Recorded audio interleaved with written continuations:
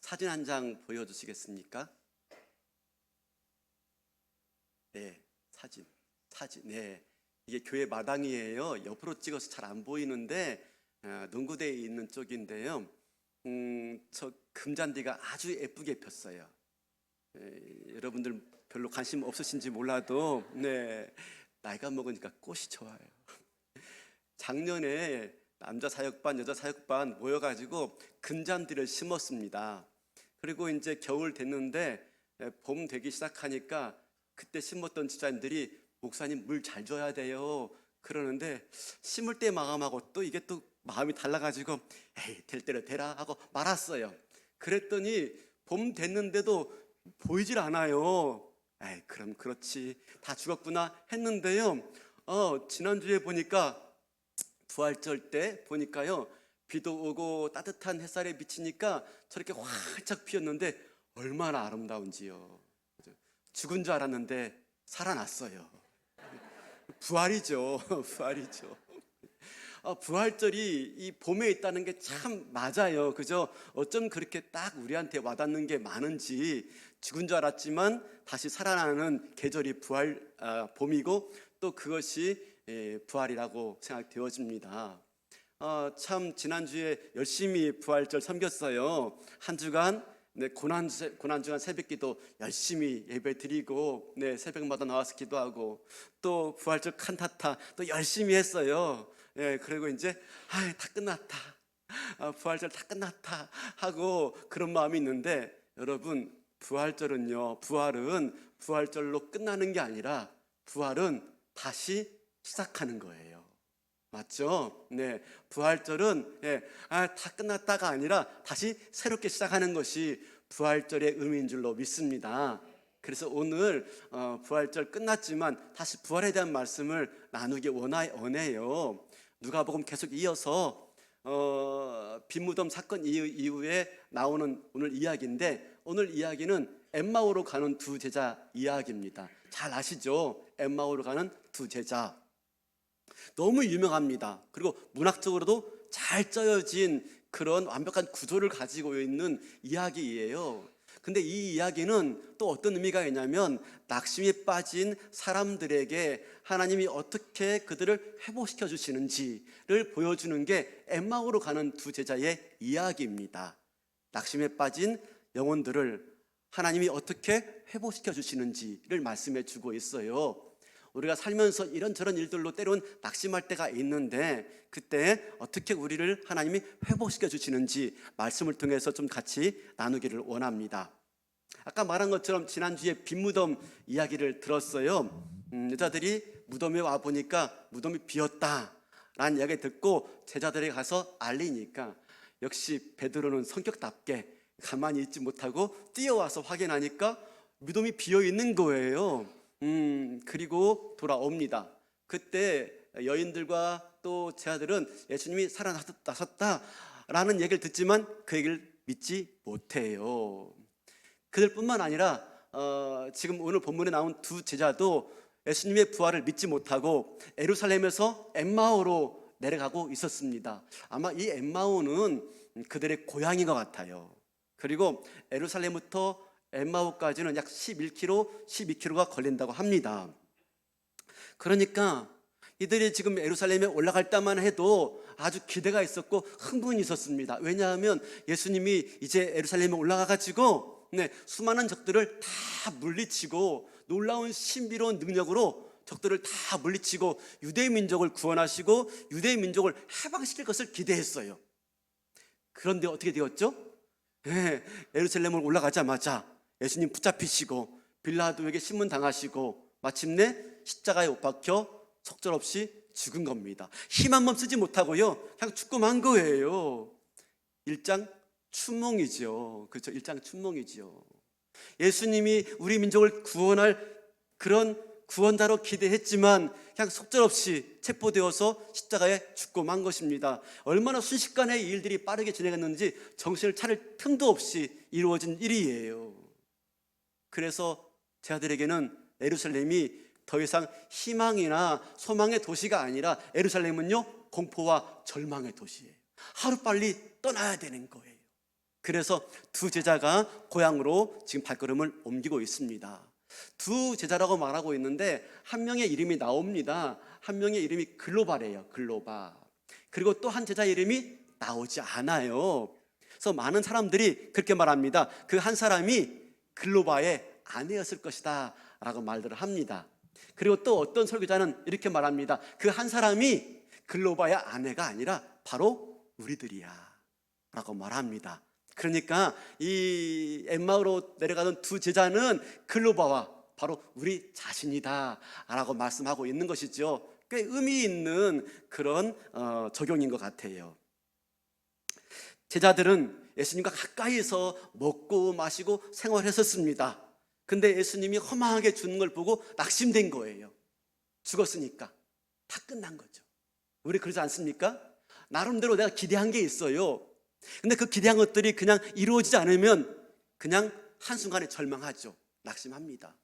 우리가 결혼할 때 기대해요. 이제 행복한 결혼 생활이 시작되겠지? 근데 내가 기대한 것처럼 결혼 생활이 행복하지 않으면 속았다. 그렇죠? 실망스러울 때가 많아요. 나름대로 내가 어떤 직장에 열심히 공부해서 들어갔어요. 근데 그 직장이 내가 기대한 것 같지가 않아요. 어떻습니까? 실망스럽죠. 때로는 내가 이런저런 계획을 가지고 열심히 준비하지만, 사업을 하고 뭘 준비하지만 내 계획대로 되지 않아요. 그럼 뭐라고 말합니까? 이번 생은 글렀어. 그렇게 우리가 말하지 않습니까? 내 기대한 대로 되지 않을 때 낙심이 찾아옵니다. 낙심은 뭡니까? 낙심은 내가 기대한 대로, 내가 예상한 대로 내 인생이 펼쳐지지 않을 때 찾아오는 게 낙심이고 절망이에요. 그렇게 절망 가운데 있는 두 제자에게 우리 예수님께서 어떻게 하십니까? 우리 15절 볼까요? 15절. 부활하신 주님께서 어떻게 하시는지. 그들이 서로 이야기하며 문의할 때 예수께서 가까이 이르러 그들과 동행하시나. 예수님은 어떻게 하십니까? 실망한, 낙심한 제자들을 찾아오십니다. 우리 부활하신 주님은요, 낭심 가운데 있는 그들을 어떻게 회복시키신다고요? 찾아와 함께 동행하십니다. 저와 여러분이 가는 모든 걸음걸음마다, 모든 길마다 우리 하나님이 찾아와서 나와 동행하시는 것이지요. 이게 부활하신 주님의 모습이에요. 그런 찬양이 있죠. 우리가 오늘 부를 찬양인데, 힘들고 지쳐 낙마하고 넘어져 일어날 힘이 전혀 없을 때 조용히 다가와 손잡아 주시며 나에게 말씀하시네. 너는 내 아들이라 오늘날 내가 너를 낳았도다. 주님이 실망하고 낙심하고 지쳐있는 저희에게 부활하신 주님이 찾아와서 함께 동행하시고 또 손잡아 주시는 줄로 믿습니다. 그런데 제 아들은 그 주님이 함께 하는데도 의식하지 못해요. 알아보지 못해요. 아니, 그렇게 3년 동안 동고동락했는데 그 주님을 알아보지 못해요. 왜 그랬을까? 어떤 분들이 말을 해요. 그 주님은, 부활하신 주님은 부활체를 입고 있기 때문에 못 알아봤을 것이다. 그래요. 부활한 주님은요, 우리 지난주에 봤지만 무덤 돌문을 열어놓은 건 예수님 나오시기 위해서가 아니라고 그랬죠. 그랬어요. 빈무덤인 줄 보게 하려고 했다고. 그죠? 우리 주님은요, 부활체이기 때문에 무덤도 통과하고 제자들이 모여있던 집도 통과해 들어오시는 부활체예요. 그러니까 제자들이 몰라볼 수가 있습니다. 그런데 그보다 더 중요한 이유가 있어요. 몰라보지 못한 이유는, 알아보지 못한 이유는 그것만이 아니에요. 너무 낙심했기 때문에, 너무 실망했기 때문에 예수님을 알아보는 눈이 가려워져 있는 거죠. 우리가 너무 실망해 보세요. 너무 절망해 보시면요, 맛있는 걸 먹어도 맛이 없어요. 그렇죠? 너무 절망해 있으면, 너무 실망해 있으면 아름다운 거 봐도 아름다운 줄 몰라요. 너무 절망해 있기 때문에 그 주님을 알아보지 못하고 있는 것이지요. 사랑하는 성도 여러분, 이렇게 우리가 이런저런 삶 때문에, 어려움 때문에 터벅터벅 우리의 인생길도 그렇게 엠마오로 가는 발걸음일 수가 있습니다. 근데 그때 주님은 내가 행하는 모든 길에서, 그렇죠? 내가 힘들지만 또 하루 살기 위해서 출근하는 그 출근길에도 동행하시고요, 또 내가 아들을 군대 보내는 그 길에도 우리 주님은 함께 하시고요. 뭔가 안 좋아가지고 병원에서 검사 받았는데 병원 검진 받으러 가는 그 병원 길에도 우리 주님이 함께 하시고요. 병원에서 치료받고 내려와가지고 이제 좀 살겠다 싶은데 또 병원에 오라는 그런 음성을 듣고 다시 병원으로 가야 되는 그 발걸음 가운데서도 우리 주님이 우리와 동행하시는 줄로 믿습니다.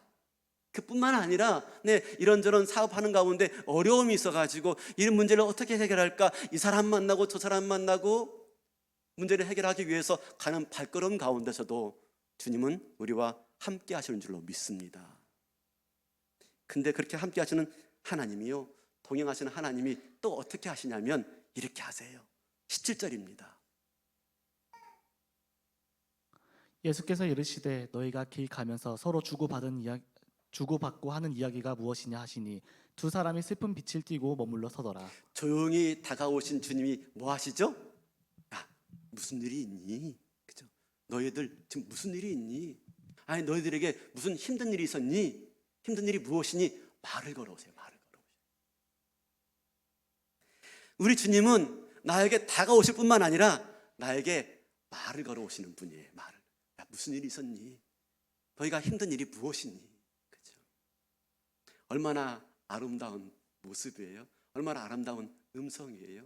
우리 주님은 이런 분이에요. 조용히 다가오시고 조용히 말 걸어오시고. 그때 글로버가 말하죠. 왜 우리가 엠마오로 내려갈 수밖에 없는지를 말을 해요. 나사렛 예수에 관한 일인데 하나님이 보내신 선지자였습니다. 근데 그분은 연히 선지자와 달랐는데 정말 대단했어요.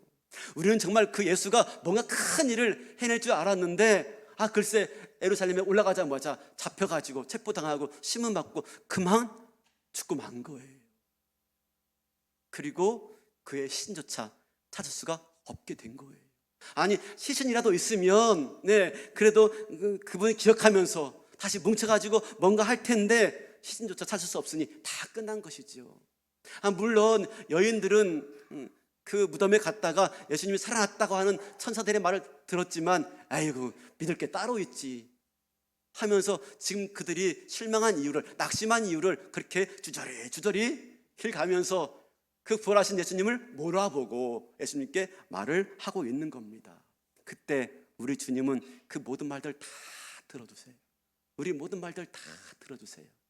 불평하는 말, 또 원망하는 말, 마음이 상해가지고 막 쏟아내는 독설 같은 말, 때로는 하나님을 향해서 어떻게 나라에서 이럴 수 있습니까? 하나님 살아계십니까? 라고 하면서 하나님께 삿대질하며 고함치는 소리까지도 우리 하나님은 다 들어주고 계신 것이지요. 사랑하는 성도 여러분, 지금 어떤 일로 내 마음이 낙심되어 계신 분 있습니까? 기도의 자리에 나와 있지만요, 한마디 기도가 안 돼. 그죠? 한마디 기도가 안 돼. 그냥 멍하니 앉아. 예배 자리에 나왔지만, 목사님이 설교하지만 한마디도 귀에 들어오지 않아. 그냥 여기 와서 나가는 것 같아요.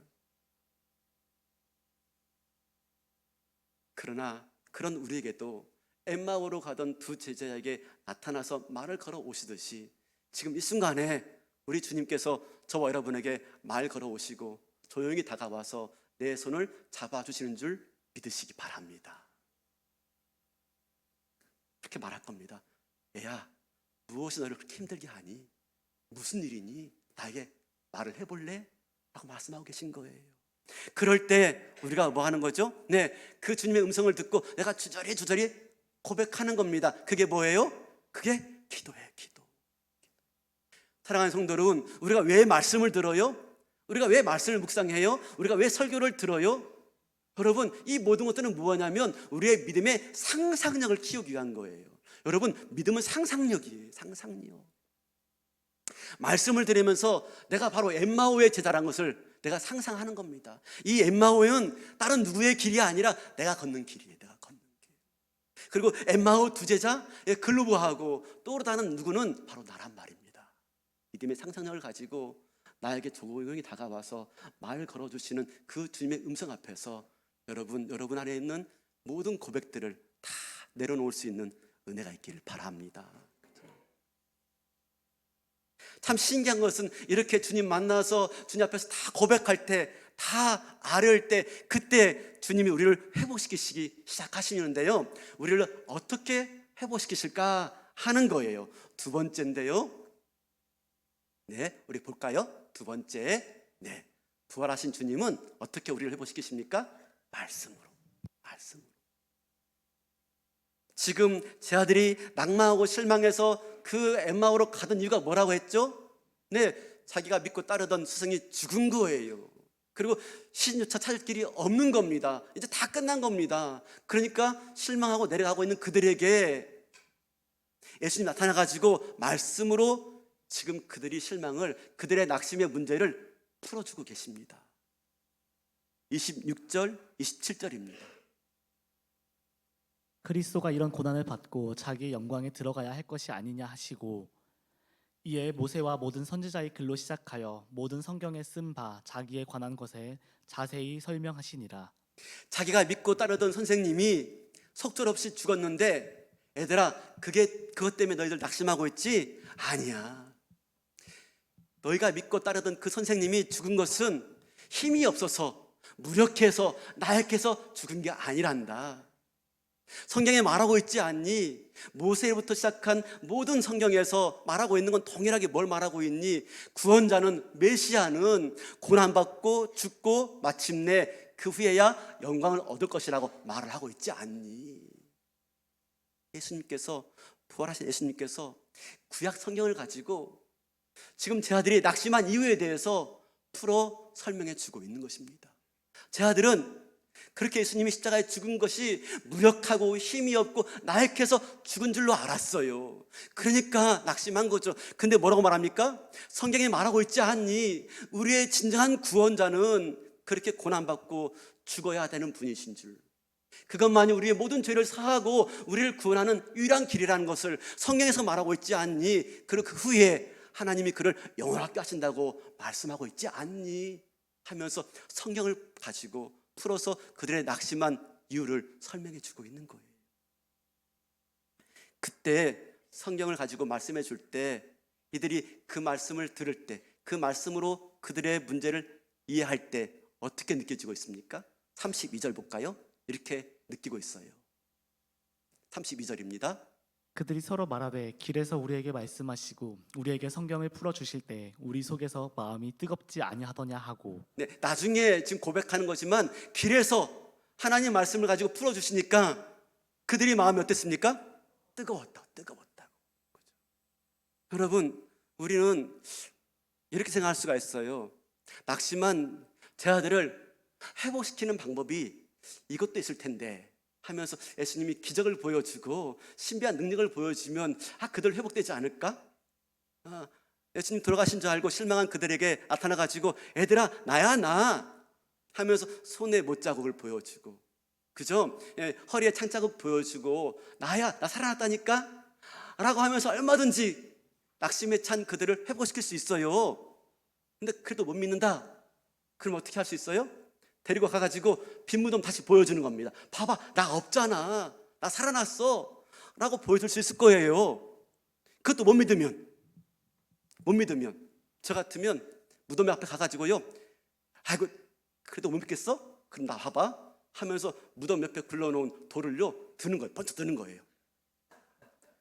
100만 하나, 100만 둘, 100만 셋 하면서 말입니다. 그죠?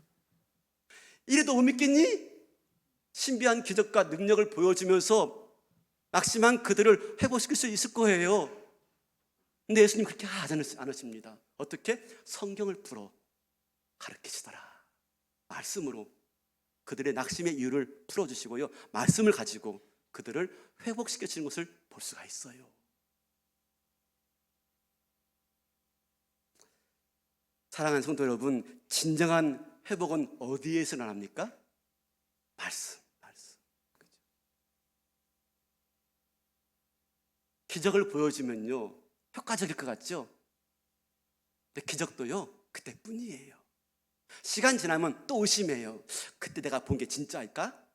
내가 꿈 아닐까? 그렇다니까요. 근데 하나님은 어떡합니까? 네, 이런 방법을 사용하지 않고 말씀을 통해서 우리를 회복시키시고요, 말씀을 통해서 우리를 깨닫게 하시고 말씀을 통해서 우리를 일으키세요. 왜 그럴까요? 왜?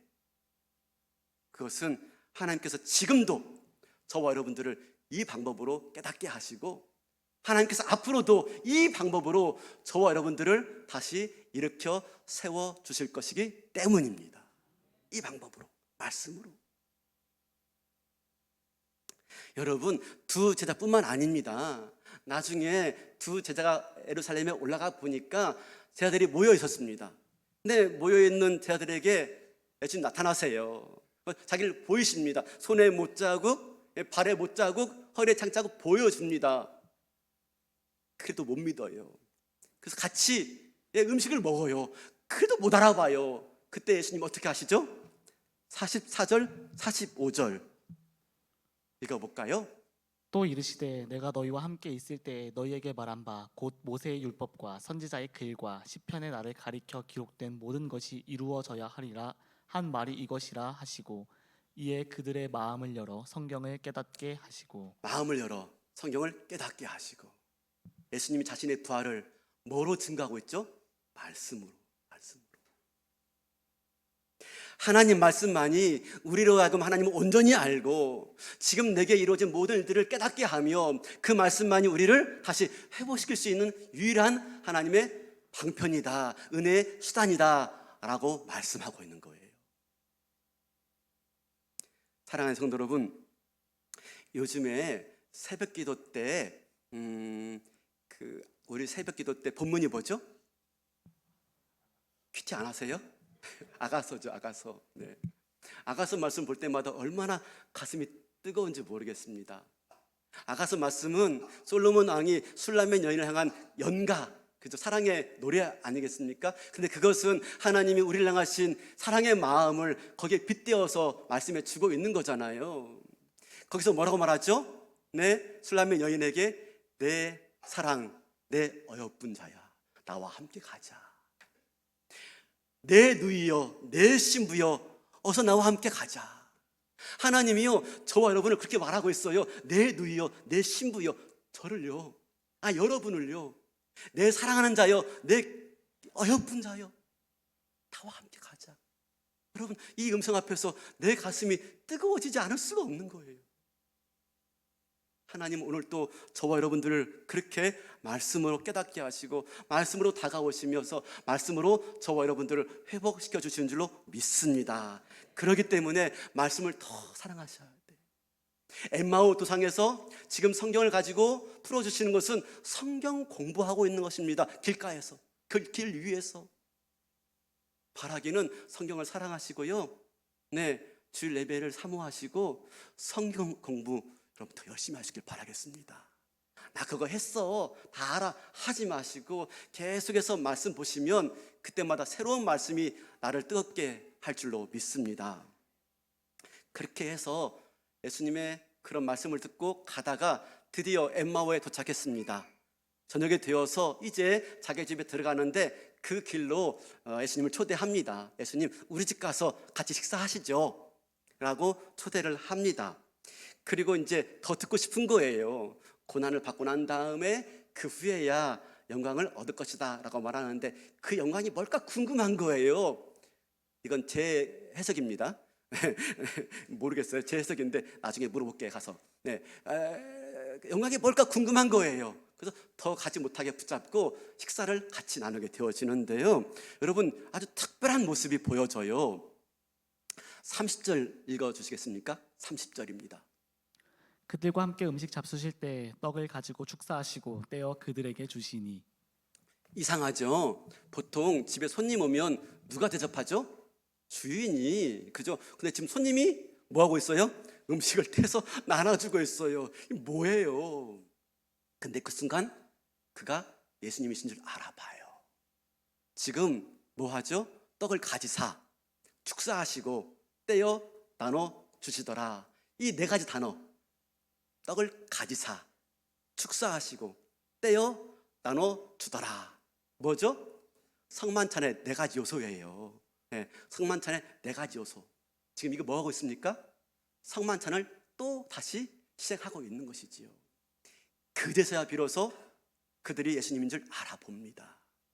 우리가 지난번에 세례식하고 또 성만찬하면서 세례와 성만찬이 뭐라고 그랬죠? 설교 듣고 계시죠? 세례와 성만찬을 합하여서 성례라고 합니다. 그런데 하나님이 우리에게 여러 가지 방편을 통해서 은혜를 주시는데, 설교는 들리는 말씀이라면 성례는 보이는 말씀. 지금 성령을 불어서 말씀해 주시고 이 성찬을 통해서, 보이는 말씀을 통해서 그들을 회복시켜 주시고 계신 것이죠.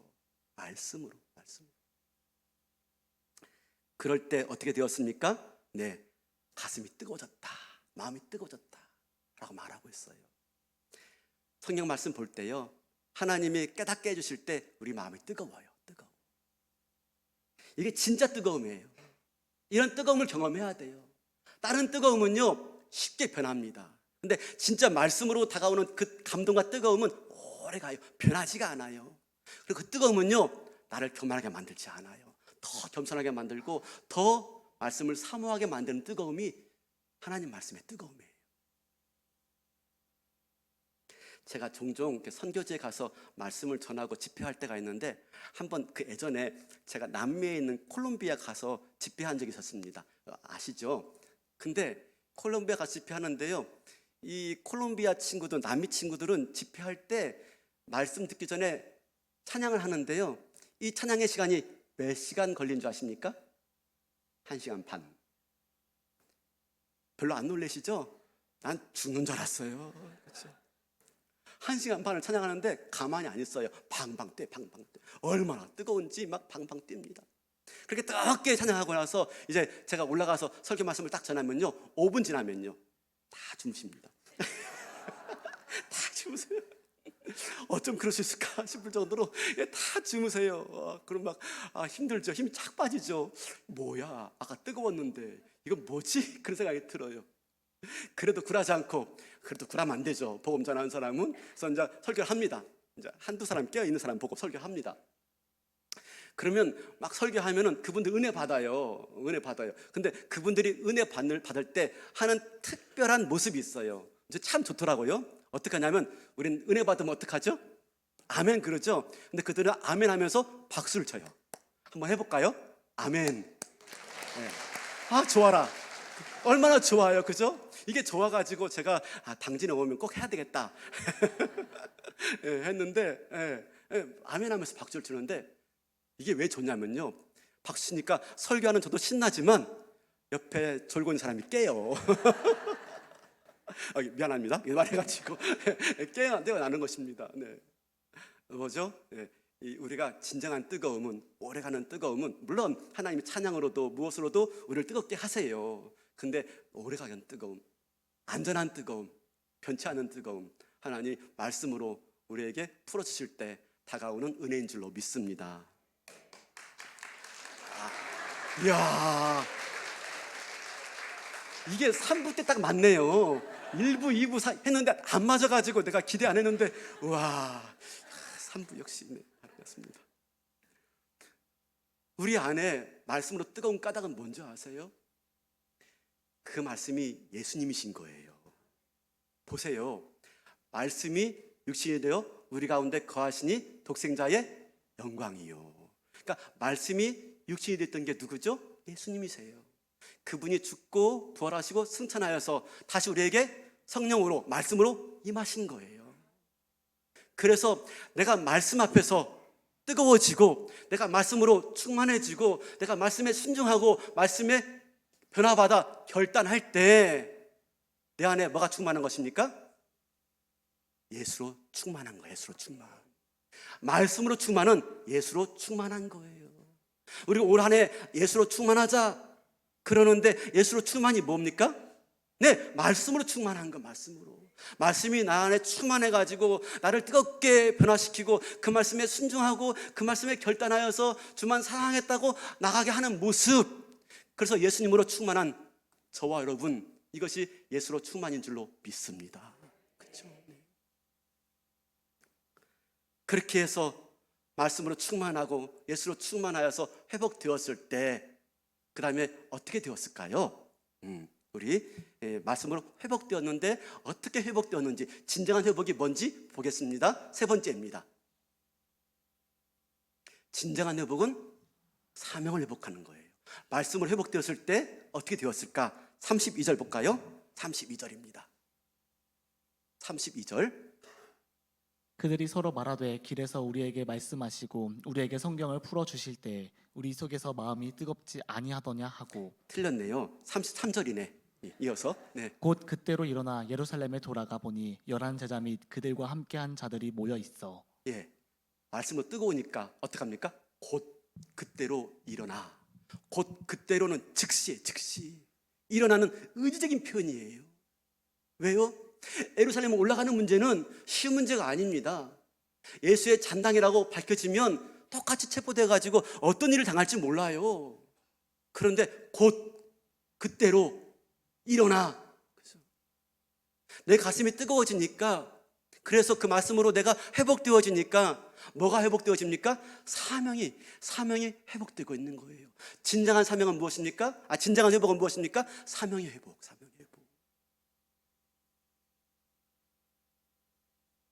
우리가 어떤 자극을 받으면요, 반응하게 되어 있어요. 뭐 사소한 거라도 자극받으면 반응하게 되어 있습니다. 제가 커피를 무척 좋아해요.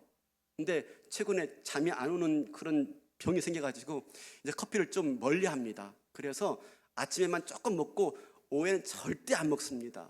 그러다가도 커피가 너무 좋으니까 오후에 마셔요. 그러면 즉각 자극이 와요. 그렇죠? 카페인 이 자극을 합니다. 그러면 밤을 그냥 뜬 눈으로 보내고 맙니다. 여러분, 자극이 오면요 반응하게 되어 있는 거예요. 은혜 받으면 가만히 있지 못합니다. 그 기쁜 소식을 전하지 않을 수가 없는 거죠. 그죠? 그래서 어떡합니까? 예루살렘에 올라가서 자들 앞에서 나도 예수를 봤습니다. 나도 예수와 함께 있었습니다. 그 예수가 우리와 함께 하였습니다. 고백해요. 이게 무엇이죠? 부활의 증인. 이번 주에 아가서 말씀을 듣는 가운데 너무 가슴이 뜨거워집니다. 너무 감사한 거예요. 그래서 저도 모르게 가만히 있어도 되는데 신방하게 되어지고, 원하지 않는 신방하게 되어지고, 찾아가고 전화하고. 우리가 회복되어지면, 말씀으로 은혜로 회복되어지면 뭘 회복한다고요? 사명을 회복하는 줄로 믿습니다. 이게 진정한 회복이에요. 다시 부활의 증인되는 것이죠. 용감해요. 두려워하지 않아요. 다시 붙잡힐 걸 염려하지 않아요. 이게 뭡니까? 이게 참 자유예요. 여러분, 예수로 충만해진 사람의 특징이 뭔지 아십니까? 자유함. 우리 예수로 충만이란 노래 알죠? 예수 충만이란 노래 알죠? 그 충만의 노래 보면 이렇습니다.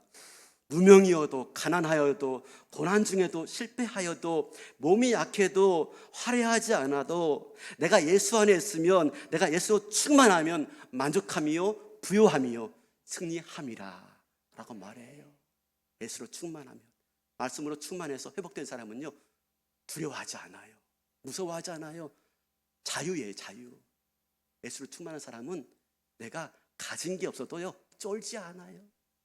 예수로 충만한 사람들은요, 진짜 회복된 사람들은요, 내가 많이 가지고 있어도요 의시되지 않아요. 예수로 충만한 사람은요, 내가 못났어도요 멸치되지 않아요. 예수로 충만해서 회복된 사람은요, 내가 가진 게 많아도, 내가 잘나서도요 의시되지 않아요. 자유, 진정한 자유. 그 사람이 멋지고 아름다운 사람입니다. 이 엠마오 사건은 저와 여러분의 사건인 줄로 믿습니다. 그 제자가 바로 나예요. 이 이야기는 나의 이야기예요. 한때는 예수 만나서 은혜도 있었고 기쁨도 있었고 이런저런 일들로 좋았어요. 근데 갑자기 예기치 않게 상황이 바뀌고 여건이 바뀌어가지고 내 심령에 낙심이 생기고 실망이 생기고, 그래서 엠마오로 따라가는 거예요. 딴 길로 가는 거죠. 기웃거리는 것이죠. 여러분 아십니까? 그렇게 예수 믿다가 딴 길로 가면 얼굴에 표시가 나요. 눈빛이 변하고요, 얼굴빛이 변해요. 근데 그때에도 우리 주님이 조용히 다가와 내 손 잡아주시는 분이신 줄로 믿습니다. 잡아주시고 발 걸어주시는 거예요. 그리고 내 모든 말들 다 들어주실 때, 그때 하나님께서 말씀 가운데 응답하십니다. 그 말씀이 나를 뜨겁게 하고 나를 회복케 할 줄로 믿습니다. 말씀을 회복되어서 다시 한번 내가 떠났던 그 자리 올라가서 사명 자리를 찾으시고요, 부활의 증인 되시고요, 내가 감당해야 될 내 인생의 사명들을 잘 감당할 수 있는 저와 여러분 되어서 다시 한번 이 부활의 이야기가 끝난 게 아니라 다시 시작하는 이야기, 엠마오의 감동의 이야기가 나의 이야기에 고백될 수 있기를 주님의 이름으로 축원합니다.